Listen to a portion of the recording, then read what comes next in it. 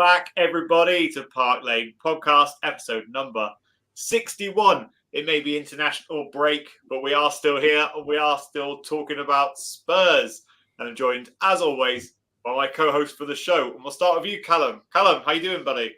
I'm good, thanks, mate. I have calmed down after my rant last weekend, hence why I wasn't here. So I have returned, and I am calm and pleasant tonight, or as much as possible. Like to hear. Amazing. And Wynnie, how you doing? Yeah, I'm all good. As you said, no international break. No football. It was the international break. So we've had a week away from what has been a bit of a dismal time for Spurs. So I'm sure we've still got a bit to talk about. Yeah, definitely. And back from soaking it up with the glitz and the glamour of the FCAs. It's Harry Scarf. How you doing, buddy? You good? Yeah, I'm very good, thank you. No, it's been a very busy and eventful week. But no, it's great to be back talking Tottenham, which we love. And yeah, so looking forward to getting into it. Aston Villa up next. Oh no, not looking forward to it, but we'll get into it. Exactly. I'm just going to shout out to everybody in the comments. But before I do so, if you're new to the channel, make sure you hit the subscribe button. Make sure you're liking this video as well. And if you are watching on any podcast platform, make sure you're leaving a 5-star review. And come over to YouTube and drop us a subscribe while you're there, because we'd love to have you all over here as well. Shout out, first of all, Donna Cullen. Again. Oh, God. Boys. Evening. Can we just point out that was an hour early as well? Yeah, I know, yeah. An hour early. Someone doesn't know the times. Jay said, good evening, lads. Hope you all have a good weekend. Been very boring without any football. England are quite boring. And I think Phillips should start against Villa. Barney has just said, evening, lads. Johnny is in there somewhere as well. And Thomas is also there saying evening from Thomas. So let's get into it. Next Sunday, 2 p.m. kickoff. Tottenham in 4th position at home against Villa in 5th position with 1 point difference between the teams, Wynnie. How are you feeling right now? We've had a week off Spurs. We've got a week to go. How are you feeling for next weekend? It's interesting because if you'd have asked me last week, I would have given you a different opinion to now. I feel like, just that week alone has given me time to digest everything that's going on. I've had to sit there and watch England absolutely bore the pants off me.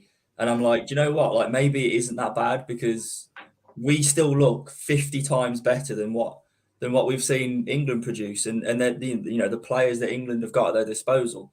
So look, do you know what? I am slightly optimistic. I'm thinking, look, okay, Villa are a great side. There's no doubt about that. I think eventually that we're going to see what we're seeing with Newcastle now. They're going to get a heck load of injuries, European football to contend with as well, and I think they are going to drop off. But they're not showing it yet, so we need to take them seriously. So yeah, it'll be a difficult game, but I feel better than I did a week ago. Is what I'm trying to say. And, a couple of players returning, etc. I think we could be okay. Yeah, I love that. A little week off Spurs, a little week to just, decompress. And then now the good vibes are back. I can see from Harry's face, maybe it's not the same for you. I agree with Wynnie in terms of it. That week is quite handy for the players, for Ange, get to regroup and go again. But the situation doesn't really change on the injury front. We got Adoki back, but we lose Basuma. So, it depends which way you look at that. I think Adoki coming back is a massive, massive positive.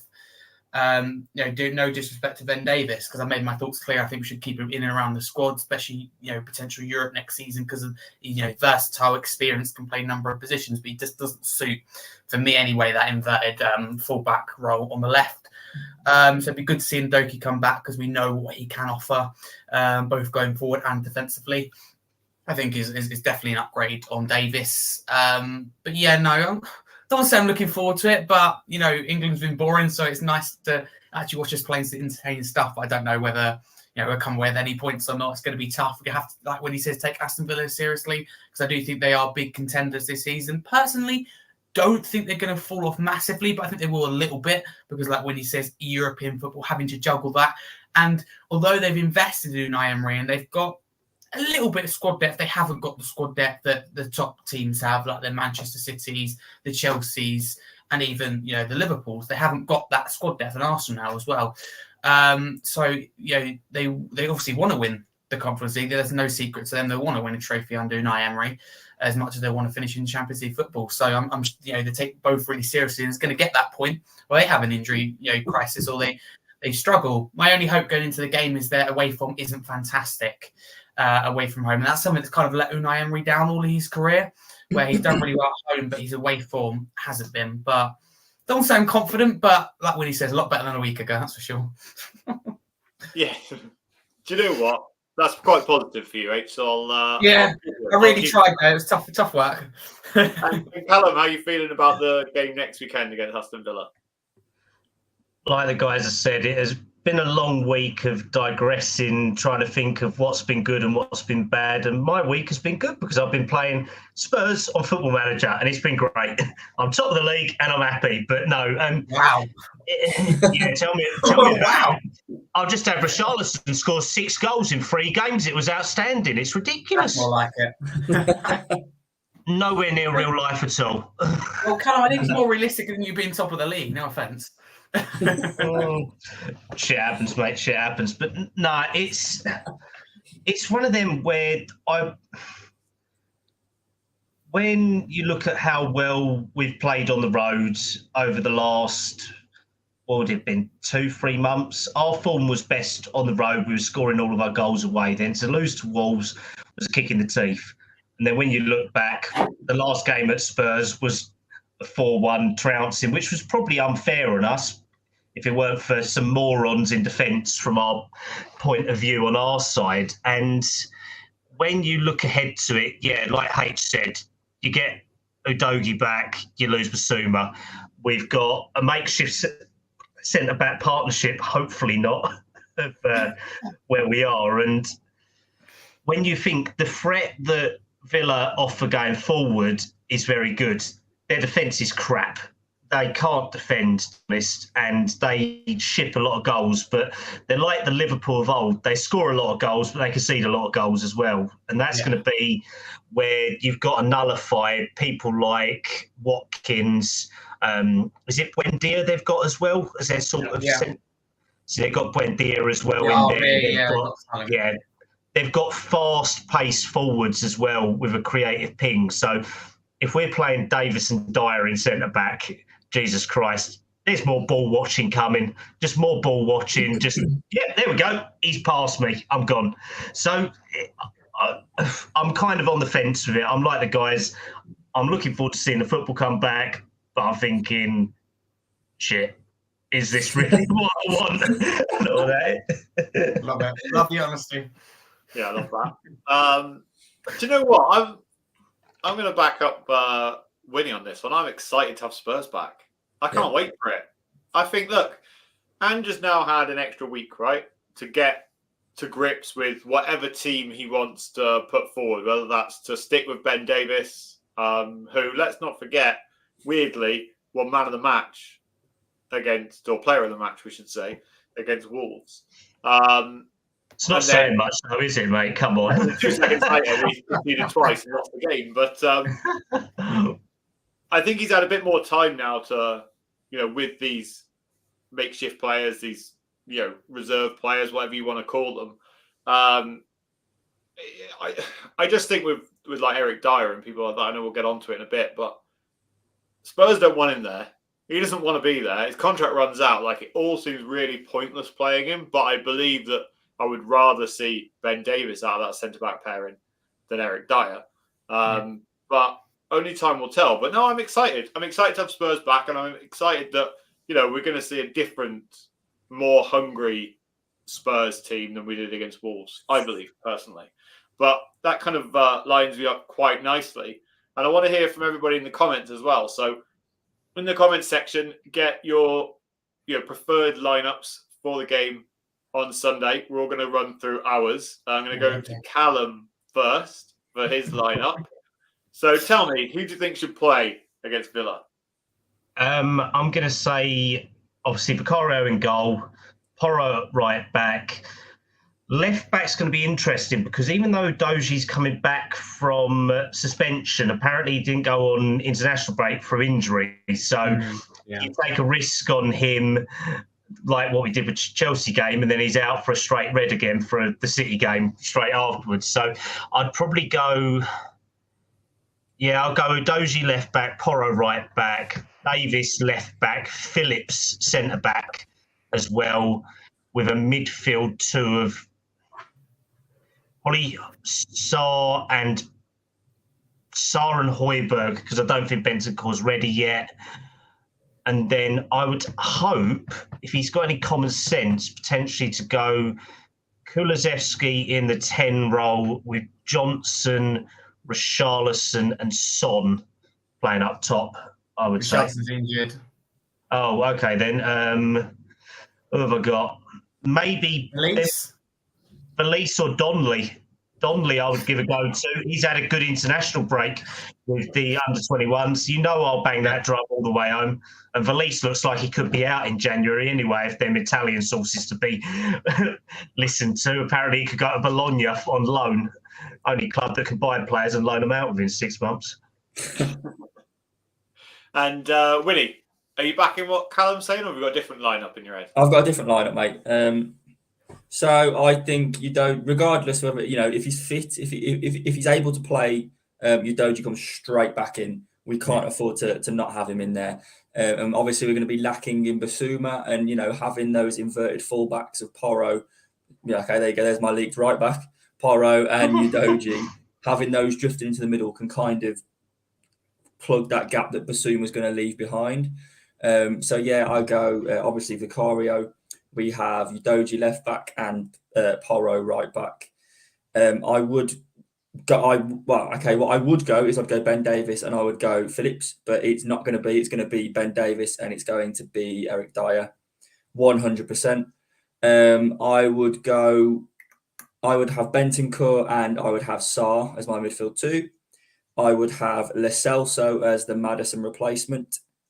And then I would have Kulusevski, Johnson and Son. And that's my team. I don't think we need to complicate it any more than that. Let's go like for like, the same system, the same pink, just different personnel. Lo Celso was kept, on the strength of him being our Maddison replacement. So let's play him in the Maddison role. That you can't expect miracles straight away, but if you don't play them there, then how they're gonna get used to the role and how they're gonna do it?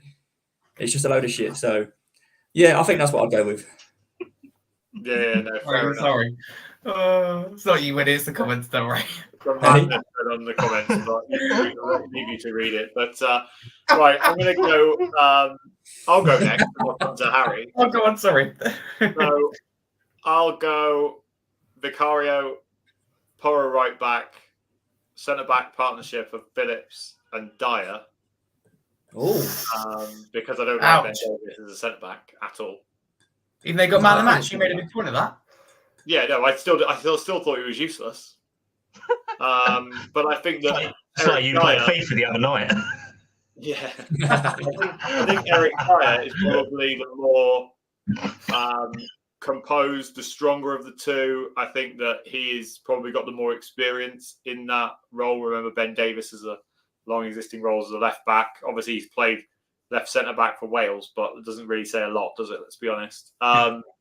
Then Udogie, and then midfield of Sarr and Højbjerg, and then I think Bentancur will be in front, and then I think it will be Johnson, Son, Kulusevski. Do you think Bentancur is creative enough to be the number 10? I think he is, yeah. Yes. Because the thing that they can do, right, is that Bentancur and Sarr can switch. So, should they need to, Bentancur can drop back, Sarr, because, Sarr played in that role against Wolves. They can just switch, alternate, drop in. Højbjerg can just do what he does best and stand there in the middle of the park and try and, that's interesting, actually, because if I kind of contradict myself thinking about it now. If I actually look at it, when Bentancur scores goals, it's winning the ball back like in that advanced midfield position and bursting into the box. So that's maybe that's the maybe it isn't Lo Celso. Maybe you're right. Maybe it's Bentancur. Yeah. Oh, Joe Lewis is here as well. Joe Lewis and Donna Collin in the comments. So for those Who are listening, these people? you can hear what's actually going on. But A lot of time on their hands. Exactly, a lot of time on their hands. H, what's your lineup? Yeah, thank you. It's a bit different to all of yours, actually. I'm going to take snippets of it, though. I'm going to ignore the comments, so I was going to laugh. Vicario, obviously, in goal. Full backs of Udogie and Porro. I would take a chance on Udogie because I think we need him if we're going to exploit Villa defensively. Centre backs, I'm going to go with Davis and Phillips for me. And then we go into midfield 2. That'll be Højbjerg and Sarr. And the 10 would be Bentancur. I'm absolutely agree with you on that, Luke. Front 3. Here's where it gets interesting because I'd put Son back on the left, Valise up top, and Johnson on the right. That means Kulusevski misses out and Son changes position because I don't think Kulusevski has the pace to beat Luka Digne at that left back position. I think Digne will get caught high, and Kulusevski for me slows down counter-attacks. I play Kulusevski in games like Manchester City, maybe even Newcastle as well, but when it comes to Aston Villa, it has to be for me, Brennan Johnson on that right. So that's what my lineup looks like. Well, do you think Valise has got enough in him to be able to score the goals? Because let's not forget, Sonny out on left was useless. I'm trying to think because I love Sonny, but when we're trying to get balls in the box, he just isn't the one to finish them. So I'm trying to think Villa, I think we'll be able to deal with any through balls, etc. So I think the only chance we're going to have is putting balls in the box, which Johnson and Son can do. I'm hoping Valise can get on the score sheet, potentially a header, etc. Not the comments again. So yeah, I think he can do it. We'll be on for about 60-65 minutes, and then on comes Kulusevski, burst of energy. I think Kulusevski's that type of player. I hate to say it in a way, but I think he's going to be more of an impact player. The more and more I watch him, I think he's going to be that player off the bench this season. There's a lot of Valise in the air, isn't there, these days? I feel like everyone's like running off our Valise train, Wynnie, but maybe. A little bit more of that later. But that's interesting, isn't it? Like how many different lineups we've all come up with, and kind of a similar question to discuss. Like, I'll come to you, Harry, again. Like, do the younger players such as Dorrington or Phillips, and I use those, but we've also obviously got Donnelly as well. But usually the first two, Mikey Moore, discussing the issues that we've got in a centre-back area, do they deserve a chance? Or do you believe that Ange Postecoglou is that kind of strict and that stuck in that ways, like Antonio Conte was? Because I believe if you play Davis and Dyer at centre-back, you end up with an Antonio Conte team. And they revert back. If you add in Højbjerg into that as well, I'm not trying to slag him off. If you add in any of those players that played that kind of passive, poor football under Antonio Conte, we're going to get it again if they come into the team under Ange Postecoglou. Or do you think he's got the bollocks to stand there and say, do you know what? I'm going to give these lads a chance. Well, I mean, I can't answer that question because I'm not Ange Postecoglou, but in terms of so simple as that. But what I would do, I would definitely give the youth a chance because you've got to look at the youth academy and go, when will they get their chances? We've got lots of injuries at the moment. Van de Ven and Romero both out respectively. Romero will be back, end of the month, December, when we play Manchester City. But Van de Ven's going to be the new year. So when are these players going to get opportunities? Because we're not going to get any more than we hope. 2 centre-backs injured.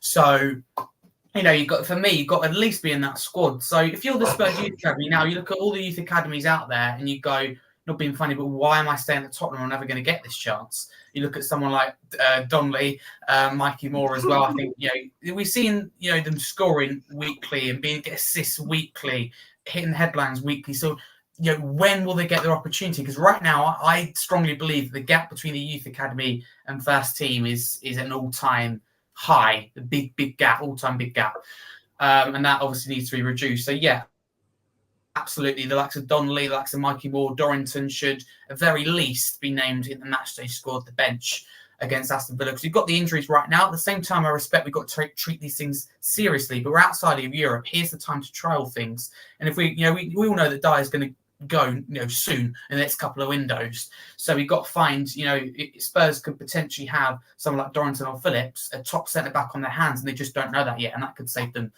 money. Not many people like that, but we could have talent in our hands. I think we do, and we just don't know it yet. So answering your question, yes, I'm not Postecoglou. Will he do it? I don't think so. I can see Darren Davis playing at the back. But H, just to talk about that, what use is it just having them on the bench or getting experience? It's very true. But I think then they're named in the squad, and if you need them, we get injuries, or like we're in a game situation. Like for me, we need a goal against Aston Villa, and something's not working, and I'd shift one of the midfielders and take a risk with Donnelly or Mikey Moore, give them that opportunity. Or if we're winning the game, then you still can. I think you can change one of the centre backs. So it's got to be done carefully, of course, because you don't want it to be expense of the team and the league position and the points. But I think there's a way to do it. Ange is someone who likes young players, is good with the youth academy. We've still got a really young team, but there's players here where I go, they're going to leave soon. We've seen it as Markunde going to Blackburn. For me, I think it was a case of he was good, but he's ready to play football now. And Spurs, he wasn't going to play at Spurs another 2-3 years probably yet. So we've got to be really careful because we've got talent on our hands, but that could go really, really quickly. Because if I'm putting my Spurs bias aside, if I'm a player in the youth academy right now, I look at it and go, I'm not getting a chance at Spurs, even with injuries. So I'm going to look to go to someone like Aston Villa, someone like Chelsea, where you're going to have an easier pathway to the first team, where the gap actually isn't that big, whether you agree with it or not. So yes, I think there's a benefit to include them in the squad because it's a bit of a risk, isn't it, chucking them into big games like that. But at the same time, look how well Sarr and Skip, Sarr in particular, performed at the San Siro and in the North London derby. Both young players at the time chucked in. How can you shake your head, Kallum? The Sarr was the best man on the pitch. I'm looking at these silly comments going on right now. I'll let you off then. Well, how can you disagree with that? But Hate's going for blood, then I tell you. How can you do it? You annoyed me for a second. You done? Crazy. Anyway, Wynnie, what's your thoughts on bringing the youth players in? Do you think that now is the time? Do you believe that they have to get first team experience at some point? When is a good time for them to get it? Annoyingly, I think ultimately the position we're in now, in one competition, it's almost cutthroat. We can't allow for mistakes, so we're almost in a bit of in a bad position to try and bleed the youth, because one mistake and it cost us 3 points, and then that's the only thing we've got to fight for this year. Annoyingly, it's when we're in a Europa League or something like that, when that's a really good opportunity to try and blood the youth in, because you can get a group game where you can almost qualify. You get however many group games it is, 6 group games. You can qualify after 3 or 4, and the next 2 you can bleed some of the youth in then. So we're in a bit of a weird situation with that. But look, I think let's not forget. We've talked about this before. Phillips in particular didn't come through I know he's playing with the under-21s, but he didn't come through the youth system. He's someone who's played in the Championship already, someone who has played, let's not say men's football because that sounds a bit amateur, but it is still men's football in comparison to an under-21s or a youth, etc. So this is someone who, in my opinion, is ready to step in. And again, I think he is like for like in terms, or as close as like to like as we're going to get for Van der Ven at the moment. So, like I say, I think it's a bit of a bad time for the youth to be bled through, because we're literally running on one competition until the FA Cup comes in. So let's say maybe, I don't know, whoever we draw when we get our first round of the FA Cup, maybe we can chuck a couple in then if we get an easier game. But I still can't see it. But I would like to see Phillips come in, but I just think it may be a little bit of a bad timing for people like Dorrington and Donnelly. But we've all seen it on Twitter; they are knocking on the door. And hopefully it won't be too long before they are introduced, because they look really, really good talents. Yeah, 100%. And Kallum, you're quite clued up on the young players at Spurs, in the nicest way. But do you think Ange is damned if he does, damned if he doesn't type of thing at the moment? If he brings them in and they don't perform, everyone's screaming at him. Like Wynnie said, if he brings them in the third round or whichever round it is of the FA Cup and they don't perform and we lose, someone like Mr. Scarf will, say to him, why would he do that? Why would he change the team? He needs to play. No, I would not. I would say if we done it in the second round of the Carabao Cup against Fulham and get us knocked out, then yes, I would say, which he's done, by the way, but we won't go on. So he's damned if he does, damned if he doesn't. But is there anyone in particular that is ready right now for first team football? Whenever you consider a young player, there's risk, and there's risk to the first team, and there's also risk to the age group they're coming through from as well. When you take on H's points, when you take on Wynnie's points as well. So a couple of the names that H dropped: Mikey Moore, very good for his age group, probably too young yet. He hasn't come straight through, and it's a lot of pressure at 15, 16 to jump straight in. But there have been people like Rooney who've done it at other teams, but Rooney was an exceptional talent at his age. Like Wynnie said, though, Phillips is more prepared than Dorrington because he's been blooded with youth teams since 16, 17, 18 in the Championship. Dorrington, even though he's training with the first team, he is nowhere near it. I watched a game where he played against League One opposition the other week in one of the cup games for the under-21s, and he got bullied by players that are 25, 26, all in the lower youth games. So when you consider the exposure that these players are going to have, you have to take a risk, but can you afford to take that risk, like Wynnie said? And Donnelly, I would say, is probably the closest player we've got to that, apart from Phillips. Phillips is probably the most ready. Valise as well. But when you look, we had 4 of them on the bench against Villa, and he still went to Brian Hill. He still went to players like that. So if you're not going to play him against Wolves, well, Villa are a much better team than Wolves as well. So there's always going to be that element. And Pochettino, Sherwood, all of them, Redknapp and AVB all took a risk with Kane when he first came through, but we had the Europa League games to go along with it as well. If you do it now, do we make a sacrifice and hope to find the next youth prospect in the Spurs Academy and get one of the best young strikers, but it's going to take time and you sacrifice a top 4 place for it? Or do you say that you have to bed them in gradually and you give them minutes here, minutes there? But Spurs are the worst club in the world for loaning out youth players. They either don't go on loan until it's too late and you get like Harvey White, who stagnates, going from the best set-piece taker in the club to then going to Stevenage and playing his football when he should have been sent out on loan 3 years ago. Or do you get someone like Oliver Skipp, who's a dependable player, but probably not the greatest either? You have to take them risks, and you either loan them out when they're ready, or you stagnate someone's career that much that a name just goes on there. And it's like H said, you've got people like Mark Handy, Dennis Serkin, who's gone to Sunderland, Romain Mundle, who left us this year after getting a couple of minutes in the league and now going to play for Standard Liège as well. Noni Madwicki, the one who went from Spurs to PSV and is now actually a Premier League proven player at 21 at Chelsea. And he got bought in for what, 40 million, something like that. So Marcus it shows. Edwards. Yeah, Marcus Edwards, another one. But the problem with Marcus, he got promised the world on top of his shoulders being compared to Messi, and his one was purely attitude.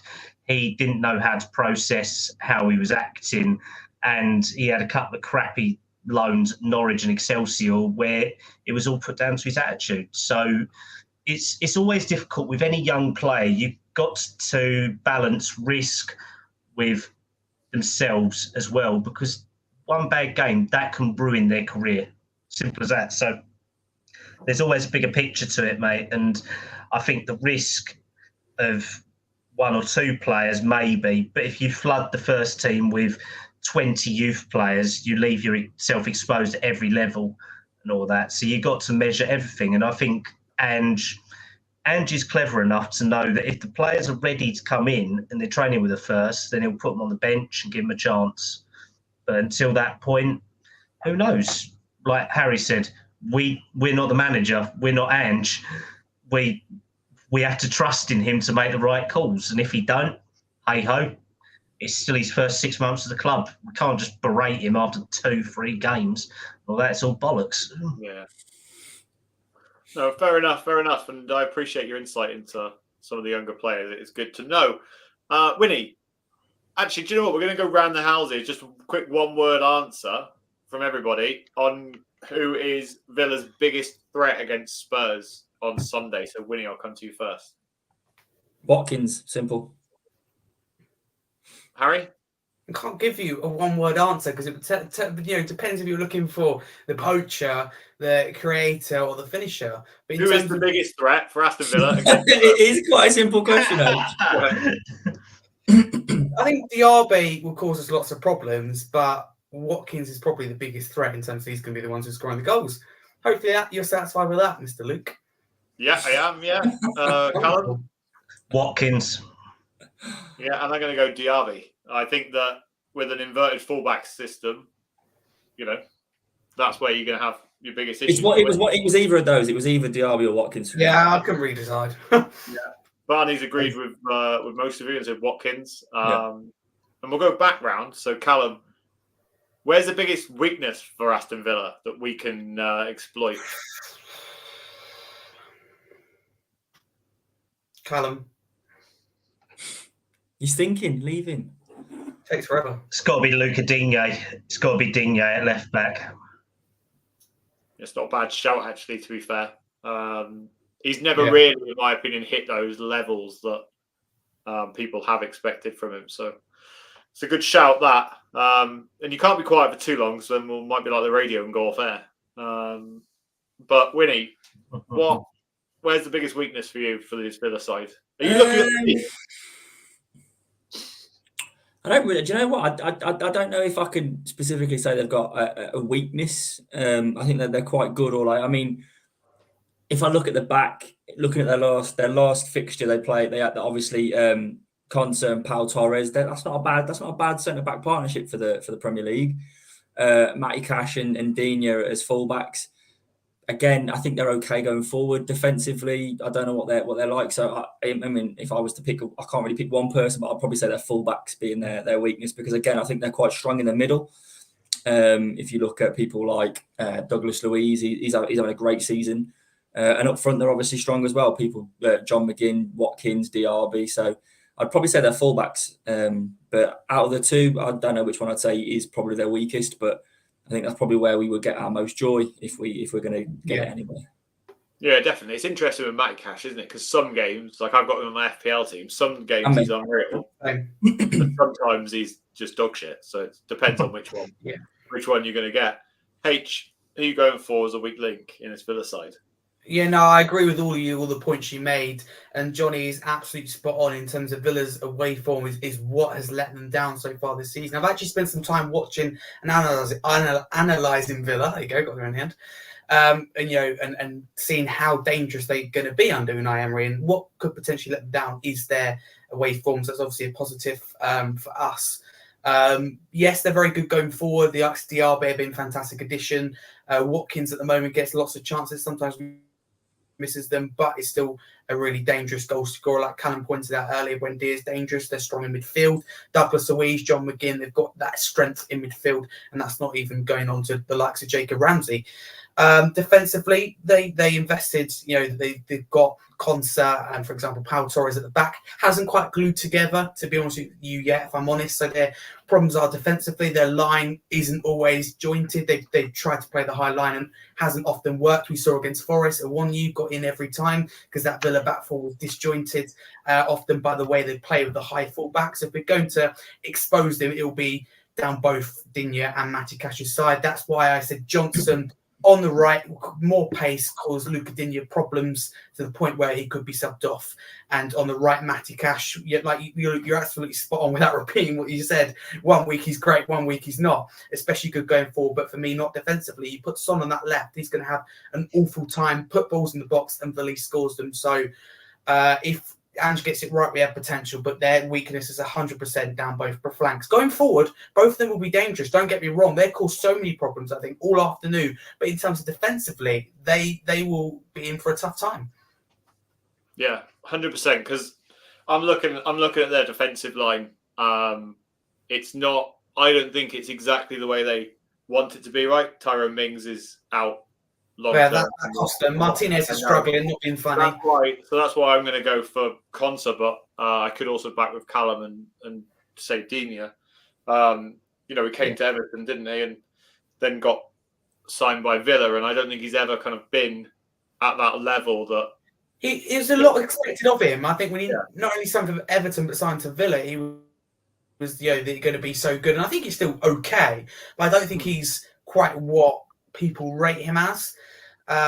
He's okay, but the standard's been up there for him. He was always like, he's going to be excellent, Everton's best player. Never really hit that, and I think he went for a career change to Aston Villa to kind of mix things up into a new, exciting project at Villa that he would have been convinced that. So absolutely, the weakness is down both sides. But for Digne, he can still be dangerous on his day, but it's consistency along with Matty Cash that they don't have at the moment.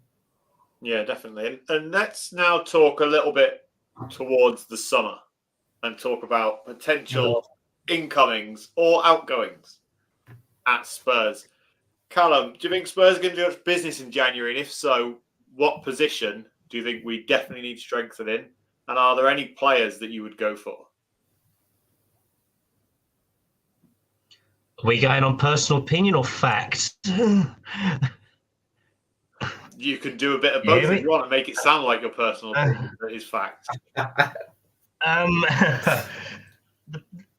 think definitely squad depth has got to be where you got to look. So definitely backup centre back, a backup 10, maybe a backup left back as well. I'm thinking now, because if Perisic, Sessegnon, and Davis are all potentially either going to leave or are just dying, then it's such a tough one, because when we was all flying high earlier a couple of weeks ago, we thought our bench looked brilliant when everyone came back from injuries. Now when I look at it, I'm so scared half the time. So if we got someone like a Lloyd Kelly or a dependable backup centre back, then I'd be happy in January. But I don't know whether goals are going to dry up as well from there. That's the problem. So I would like a natural goal scorer now as well, but I really can't see it happening. I don't actually think there's going to be that much money available in January unless we shift people on. Based on AFCON, you're not going to move on the Celso and Højbjerg when Sarr and Basuma are gone for nearly 6 weeks. So what does that leave you? Maybe 5 million for Dyer if he goes. That's all you got. You wouldn't even get that when his contract runs out in the summer. Well, it depends on if they want him now or not. That's the only thing. You could, if he did agree a deal and the club wants him now, then you might get 4 or 5 mil just to cover the wage costs. That's literally it. So I honestly can't see much happening in January, because I think Levy will just see, we're around the top 4. That's where we're comfy. We'll stick with it.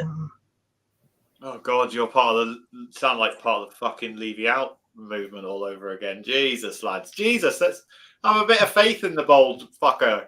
Anyway, I think that a certain centre-back and left-back are probably our priorities, to be fair. But I see what you're talking about as a 10. Problem is that, if you look at those kind of creative types, and I'm not saying all of them could fit in, right? But Kulusevski could play there if he wanted to. Lo Celso obviously can play there. Bentancur probably could fit in there. I wouldn't even be against, the likes of a Brian Hill going in there, that type of quick-footed player. Yeah. But so I doubt that we would, but we probably should, if you get what I mean. But Wynnie, what's your thoughts?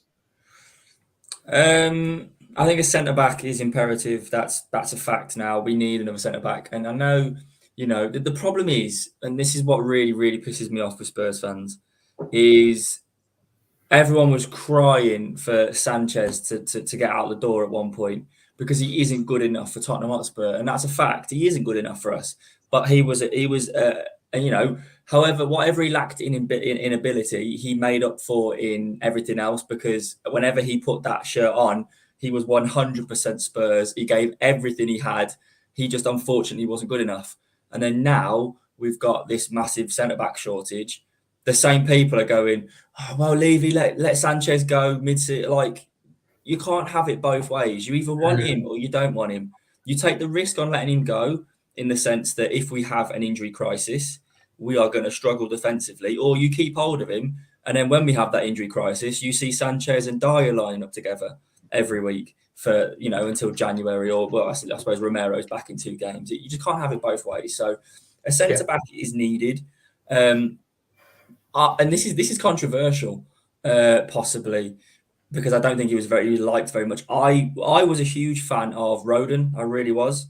I thought he was a good player, ball playing, the kind what you want. He wasn't fantastic, but he's another player who I wouldn't mind as a backup. If we had, now we've got this injury crisis, if we had Ben Davies and Joe Rodon, work together well for Wales. And I know we looked at it and gone, I know Luke, you made a comment, said, it's not really anything to go by, but let's not forget they've come up against some great international players together. Whether they've won or not, I'm sure they've won some good games against some of these big players, and they've kept them out or stopped them from scoring. So I wouldn't be against maybe trying to, because I think he's only on loan, isn't he, Rodon? I don't think we sold him officially. On loan at Leeds, isn't he? He's on loan, and no buy clause either. So it's no, just straight loan. I wouldn't be against. I wouldn't be against, if we have no money, maybe trying to cut his loan short, because I know we can do that. It'd probably cost it. We'd probably have to give Leeds a little bit of money for it, but I wouldn't be against returning Rodon for a little bit. And Wynnie, sorry to jump in, but what you're saying about Joe Rodon, I think is actually spot on, because I was scrolling through Twitter the other day and have a few Leeds connections, because sometimes I do articles about them, and they are all really, really impressed with Joe Rodon. They already think that he's the player of the season in terms of he's the player, defensively really, really strong, but he just really works in Daniel Farke's system. He's really strong from set pieces, really strong aerially. So they've been nothing but impressed from him. They were a bit doubtful, to be fair, when he first joined, but they really want to sign him. So that's what I'm saying. I think there's a good player in there, and this is the problem. Is he's took a step down into the Championship, so that unfortunately may be his level, because of course he came from the Championship. Yeah. So we make a decision now. But look, if we've got no money, obviously, if we have the money, I want us to go out and sign. I don't know who. Obviously, Kelly looks okay, but I haven't seen enough of him. But he looks an Ange type player, I will say that. Tosin, I like him, but I feel like we need to go out and make not a bit of a statement, but someone who is a bit more experienced, someone that can do a better job. But then again, obviously, when Romero and Van der Ven are back in, that person's dropping to the bench. So it's trying to find someone that's going to be happy. Because no one at the minute, for me, I know obviously Romero's he's got his doubters at the moment, but for me, there's no one in this, anyone that I think of that we're linked with that can displace Van der Ven and Romero. So we need someone who is happy to sit on the bench, and someone like Kelly, I think, would be happy to. Tosin would as well. But look, if we don't have the money to go and sign them, let's just recall Rodon. And I think we also need to look at the left back situation now, because we are obviously. We had Udogie suspended, and we're looking very, very bad there. So I think we need to address that left back situation. And Region isn't the answer. Yeah, definitely. No, I get that. Is he not back in January as well? No, end of season. I think it was end of season, but can be cancelled in January. But I'm not sure if that can be cancelled by United or Spurs. I'm not sure which one. But I think United have the power, but I could be wrong. Yeah. H. You've had a bit of input on this, so I'm going to ask you this question. Do you think Son's qualities are wasted as a 9? Isn't he better as a winger?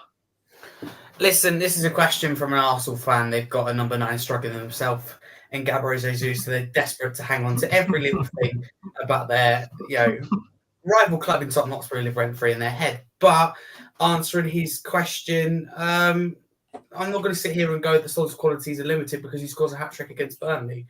And he's had a really good start to the season. That's not for me to answer. I just think with Son, you've got to look at the opponent. I look at Aston Villa and I look at their fullback on the right-hand side in Matty Cash and go, Son's going to cause them more of a problem than the likes of probably Johnson are. And I think we're going to need someone in the box who can get their head in there and score goals. And for me, that is Villex. So it kind of, depends on the system. I look at Manchester City, Kulusevski would be in there, Johnson would be in there, and Son would be the number 9, because I think that would be better playing more on the floor, if you like, whereas Villa may be more direct. So it really does depend on the opponent, Johnny, really. But yeah, you're looking like you're trying to cling on to something, but that's irrelevant. No, fair enough. Fair enough. I think you're right in some aspects. I think that, against... I'm always right, Luke. Let's just face it. I would say maybe 4% of the time if we go back and replay it. And that is a very rare occasion. So, you know, for me, this is an excellent show when Winnie's talking sense. I want to, you know, I just want to come back to Richarlison, 15 to 20 goals this season. I want to come back to Romero. He's all for. I would sell him in January, and now, he's done absolutely nothing wrong. You can't say a bad word against Romero. So we all remember, Luke. You said you would sell him if he doesn't improve.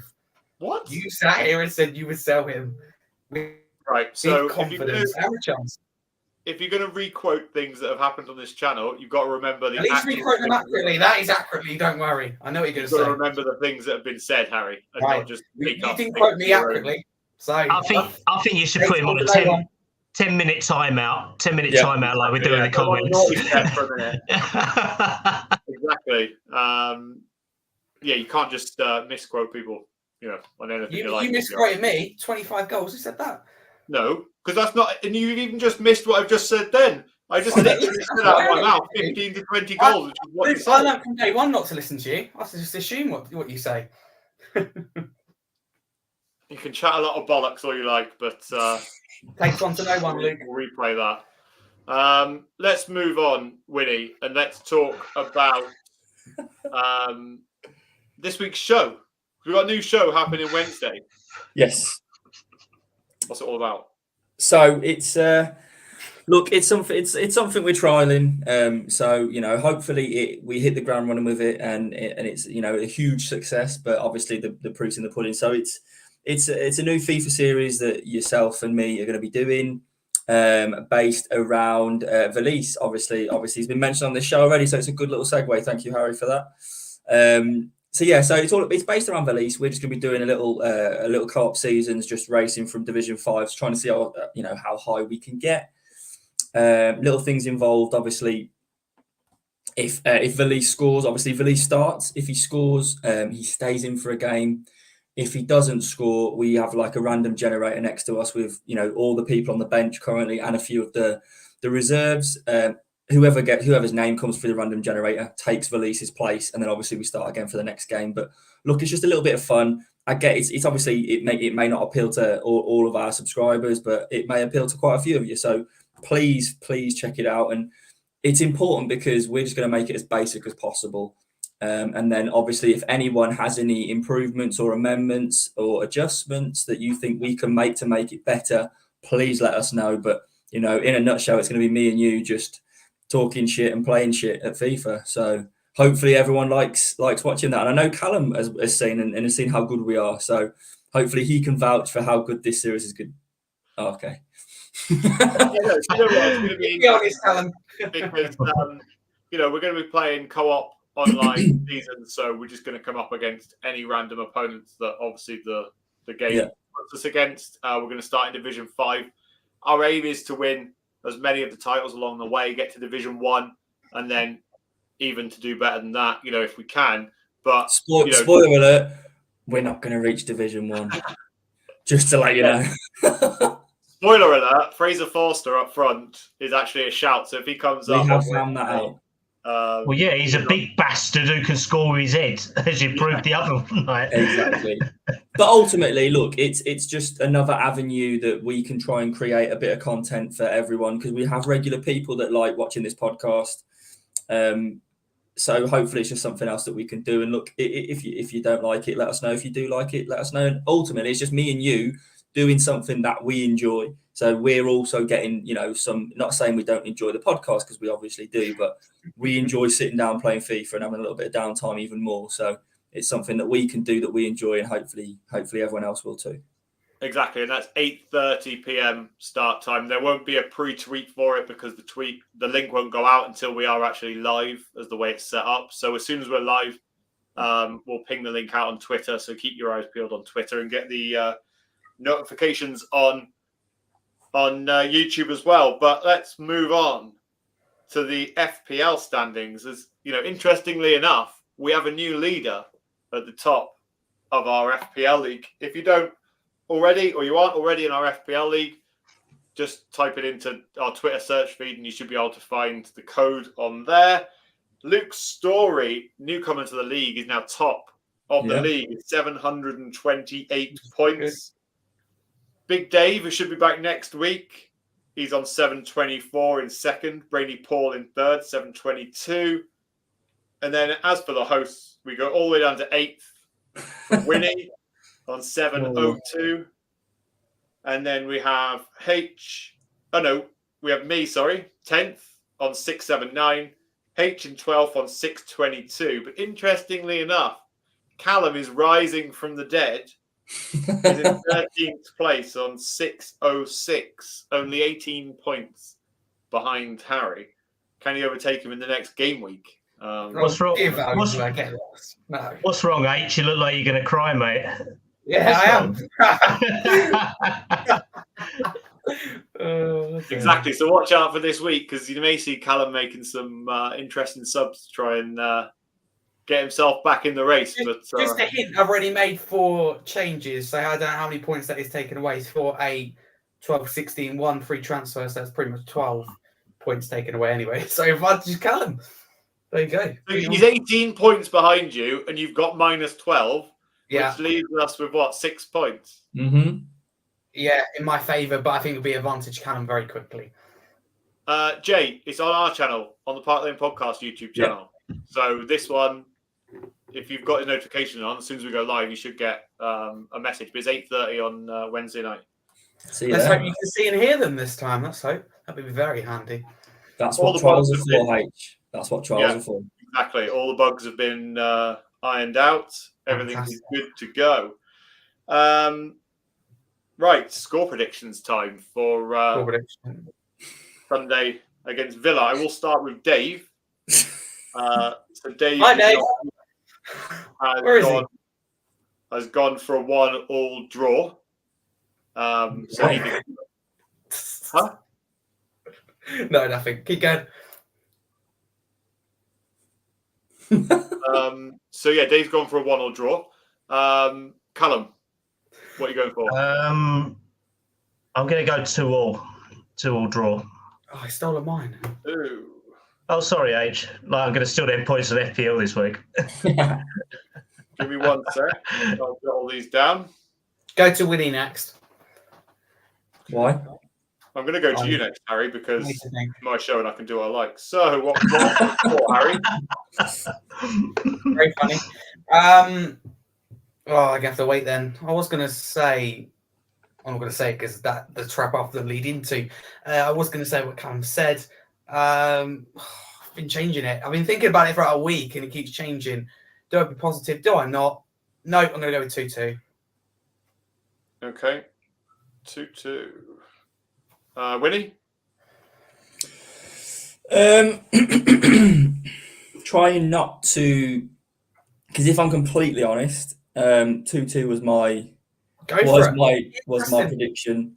But I think I'm gonna. Do you know what? Let's just mix. I'm close to the top. I can afford to let everyone get some ground on me. So let's be positive and go 2-1 Spurs. You're an absolute dick because I've literally just written down 2-1 Spurs on my phone. So it's a 2-1. Yeah, 2-1 from me. 2-1 from Wynnie. I'm really stuck between 2-1 Spurs and 2-2 all week. That's all right. We've got you 2-2 now. So let's see. Well, it's going to be 2-1. You know it's going to be 2-1. Yeah, probably. Every time. Let's see what happens really quickly because Jay did ask this earlier. Quick yes or no answer. Would you take Calvin Phillips at Spurs? Kallum? No. Wynnie? Yeah. I would. Harry? No, we don't need him. Midfield's very, very strong. We do not need a midfielder. Okay, there we go. And that kind of wraps us up for today's show. So thank you very, very much for tuning in. Thank you all very much for watching, all your comments. We've had a laugh reading them all today. Make sure you check out our show at 8:30 p.m. on Wednesday night. Kallum, thank you for joining. How can everyone find you? Thank you very much as always, mate. And it's at CallumStubbs97 on Twitter. And I should be hopefully here next weekend. Hopefully not. And Harry, how can everyone find you? Thank you very much. Thank you, Barney. You can follow me there, Harry Scarf 22 if you want to follow me. Completely up to you. Trying to think. My channel, Scarfy Spurs, go check it out. Tomorrow, the live show will be going on Monday, 8 p.m. Bit of a scare because we lost a guest and a host. But the show must go on. But I'm not hosting it. I'm on another show. So go check it out Monday, 8 p.m. And don't forget to subscribe and like to Part Lane Podcast. And go check out the amateurs, Luke and Wynnie, on Wednesday night with the content. I'll be checking it out. I'm sure I'll be laughing my head off, but I can't wait to see it. But all jokes aside, it's going to be good to see. I think it's a good addition to the channel, and they're certainly better than Kallum. So as far as I'm concerned, great stuff. So go like and subscribe. Perfect. And Wynnie, how can everyone find you? Yeah, Wynnie991 on Twitter. Obviously, admin for the Park Lane as well. Just echoing what Barney said. Obviously, congratulations for Thursday. Obviously, it was must have been a huge, just an amazing experience. I was looking at a list of some of the people that was there, and there were some huge people there. So, just to be there must have been amazing. And just keep up the great work, and maybe next year you'll get nominated again for something else, and maybe you can take home an award. So I just want to put that in there. Thank you. And obviously, please, if you have the time, go and check our new series out on Wednesday at 8:30. And like I said, if you think it's cack, let us know. If you think it's good, let us know. Any amendments, also let us know, because we've made it as basic as possible for to allow some interaction from you guys to try and tweak it for us, and we'll take all comments on board and try and make it as good as possible for you guys. Exactly, mate. Exactly. And if you want to follow me, it's Luke_Park Lane. But more importantly, make sure you subscribe to the channel. Go check all these other guys out, because they've got great Twitter pages. Harry's got a great YouTube channel. That support each other, and share the love. But more importantly, Feliz Navidad is going to be premiering on Wednesday night at 8:30 p.m. And if you like, do you not like that name, Kallum? No. No hesitation. It was just no. Fair enough. Doesn't like good puns. But anyway, we will catch you all next week after our Spurs victory against Aston Villa. We'll see you then. And as always, a massive come on, you Spurs. Come on, you Spurs. Come on,